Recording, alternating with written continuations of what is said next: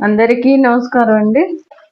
Chicken dum biryani పెరుగు పెరుగు చట్నీ మసాలా దినుసులు తీసుకున్న చికెన్ ఎసరు పెట్టుకున్న ఎల్లిపాయ ముక్కలు మసాలా దినుసులు కూడా వేసి పుదీనా పచ్చిమిరపకాయలు కూడా వేసి తగినంత ఉప్పు వేసుకోవాలి. ధనియాల పొడి కొంచెం వేయించి తీసి పసుపు మసాలా కొద్దిగా వేసుకోవాలి. అల్లం వెల్లిపాయ పేస్ట్ కూడా వేసుకోవాలి. కొద్దిగా పెరుగు కూడా వేసుకోవాలి. నూనె పోస్తే 2 కప్పులు రైస్ ఉడికింది చికెన్ లోకి మార్చుకోవాలి. ఇలానే పూజించి పెట్టుకున్న నూనె కూడా కొద్దిగా వేసుకోవాలి. నిమిషాలు పెట్టుకోవాలి. 15 నిమిషాలు. వావ్, చికెన్ దమ్ బిర్యానీ రెడీ.